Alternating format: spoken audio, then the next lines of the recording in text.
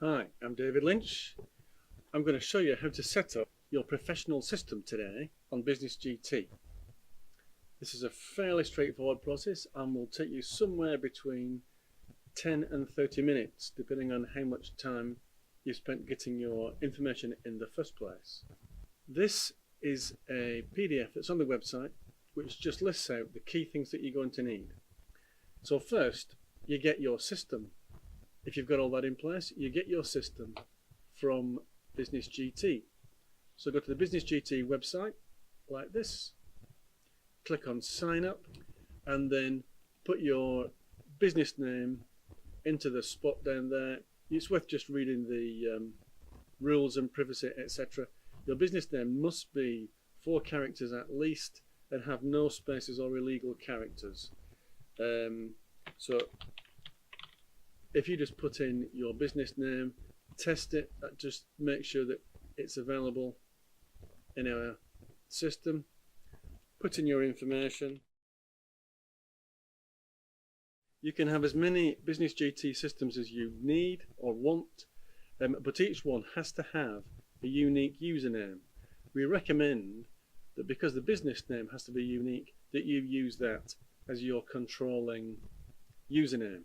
When you buy credits to get the system live, you need to use that username on the Business GT site to log on, and then you can buy credits. You use the same logon that you have for your own site as on the Business GT site. Then set up My Business on Business GT. Once you've set it up, the business will then send you an email with your username and password and any settings that you need, and then you're done. So you go to your Business GT website, you log on. In there you already have a working customer relationship management system, the CRM. Looks like this. You can set these statuses to be anything you want. They're already set up so they can work straight out of the box for you. There's already a profit and loss. Basically it works on levels. So level 3 doesn't show you any of the detail accounts. It just shows you an overview of what's happening in your system. There's a balance sheet, BS, and profit and loss, and there's also a cash flow. Now the cash flow works as calculations based on the accounts in the balance sheet and profit and loss. There are no accounts that you can enter into in the cash flow. It's a recalculation. And this update special rows is what you have to click to get the cash flow with the correct numbers in. Now that doesn't update automatically. If you want to use the cash flow, always click the update special rows first. And the reason for that is because if it were calculating on every time something was updated, it would actually slow your system down quite a lot. There's also a calendar, and so as information gets put into the CRM, you can see other people with information here, and you can see their upcoming calendar of work that they're needed to do because that's in the CRM. There's a quotes option there. Email templates is how the system works, and in email templates what you can see here is the system copies emails, and so they become yours once you want to send something out. And the only difference to that is that on system templates, this is where you'll find all of the real templates that you're going to need for quotes and sales invoices and things like that.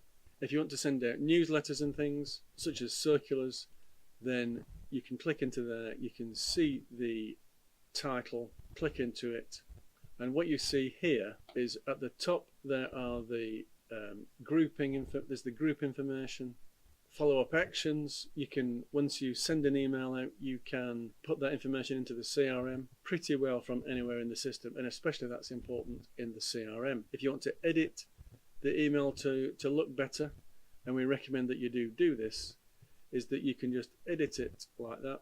You can then see the fact that the email has got 6 columns because email HTML is really quite restricted, and there are 6 columns, each of 100 pixels wide, and into those you can pretty well do anything you want.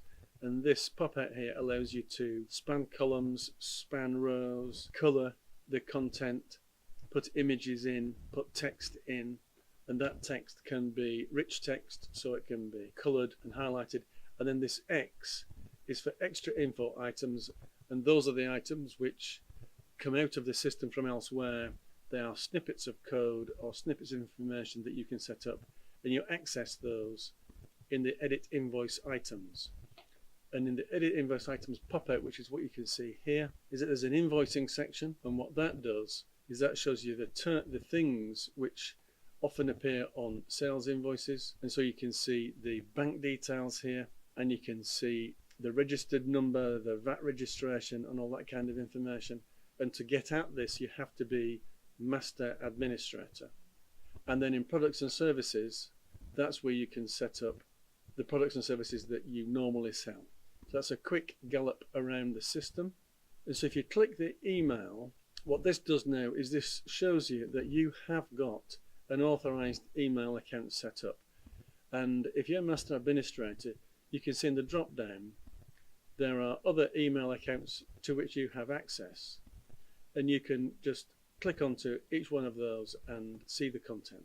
The Me tells you who the system thinks you are and allows you to change passwords and things like that. If you have authorized and set up other users, if you go into in the email system, from there's a quick way into email admin. We'll just click that, and what this does is this now pops out or shows you in the page information on the email, and that's under the email in the admin menu. This admin menu, which is the single cog, is a critical menu, because in here you're able to do pretty well everything that you may wish to do in the whole system. And so that ranges from setting up products, and so that products takes you to the products and services. In terms of system, you can look at the users and the system defaults. Those system defaults look like this, and so the majority of the defaults are to do with accounting.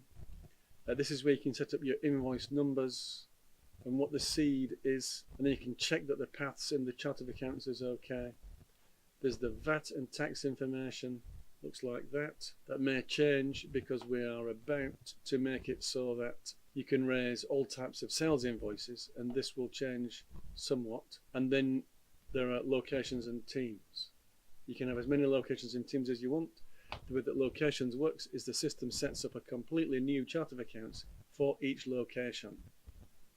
On the far right hand side of this slider bar is what we call the guidance icon.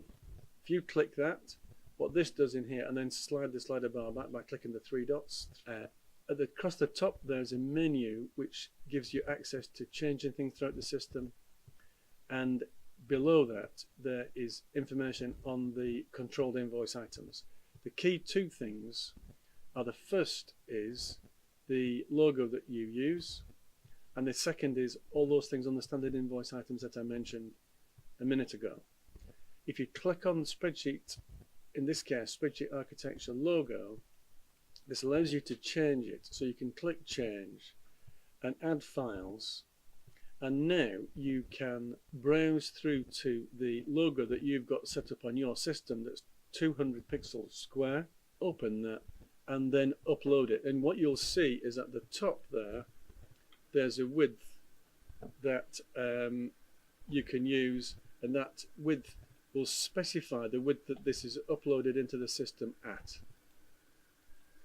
When you do that, add a text into the alt text so that there is something there, and you'll see that the image ID here is 999, which means that that is a reserved range, and that is the icon that's used in a number of different places. If you go back to the guide, the invoice standard items in here, and then click on invoicing and Z invoice, and then we need to just click on the edit to edit the bank details, update your bank details there, and that then means that your system is ready to raise your first quote or even sales invoices. Quotes and sales invoices look very similar. Let's just raise a quote. So in the slider menu there's a quote icon. We'll click that, and click quotes, and then what we'll do is we'll click a new quote.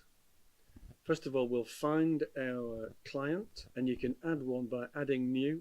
There's another video for that, but now we'll just take a client. This is the quote pop-out page, and the information gets put into here in the select. That pops out the products and services. If you click the products and services and pick up a 1-day minimum charge, so we'll select that, and that will then pop that information into the quote information and multiply it up. So let's just change the quantity now. Instead of 7 to 3, click off it, and the quote will recalculate, and then you need to save it and preview it. That looks okay. Close it and then send it. That's your quote done. Okay, so now you've raised your first quote, and if we edit that, you can see the quote there. You can amend it, and then you can go through and accept or deny it. Accept it puts it so that you can then raise a sales invoice against it. We close that. Then what we can do is go to sales and raise a new sales invoice. Find a client, any client, and in this case we're going to use this one. So now we can just raise a sales invoice and just type in what we want to do, what we want to invoice. And so now we can save it. One of the things that Business GT does is it does require an email in everything. And then if we preview that, what this now shows is the sales invoice using our 999 image in the middle, and it's got the information from the invoice details. So now that's enough of sales invoices. So we can close that, and we can now go back to our website. In the website, we now want to make some changes to this. So we want to make some changes, so we need to press Control and M. When you see a pencil, you can edit it. So we're just going to edit this one. Click the pencil, and that pops out the menu, details, and then in just a second we'll save it. Then what you can see in here, the display order puts the menus in an order for the users. The access level allows you to modify menus to be visible only by certain people. A required role will require the user to be set up in the admin to be able to access only certain things. And the target portal means that when somebody clicks this menu, the user will be taken to a particular page that's been set up as a portal. More of that later. So that's the menu, and we'll save it. And what the system does is it then takes the information on the menu and it recognizes that there's a search engine optimization requirement, and it will automatically update that table. If we modify the menu like this, the menu becomes part of search engine optimization file in the system, and that will be visible to Google and other search engines. If you put things in the menu, what you should do is also put them into the text. And so this text in here might look like that, and the system shows it. So now that's all working. So that's how to update text. If you want to update images, you click on the camera, and then in the browse, that takes you to the Business GT library. And in that library, it's managed by category and then subcategory. So we could choose a different image. So this is a Pixabay image. If we didn't like that, what we could do is go to upload. It's going to put it into original, wide and manufacturing, so we can now add files from our own machine or camera and upload it. The maximum width that the system will allow to be uploaded is 1024 pixels. It will automatically optimize to that. You should always try and make sure that the image is less than 500k in the library. And what you can see in the library page here is it shows you how big the images are. So that's how to. So if we now update that image, what we've now got is a different image in here. So you can, on your website, put in your own menu system. You can put in your own images on the contact page, put in your own information, and you can in fact embed the Google Maps address for your site. There we go. That's your professional system set up and operational. Good luck with it. Thanks for watching.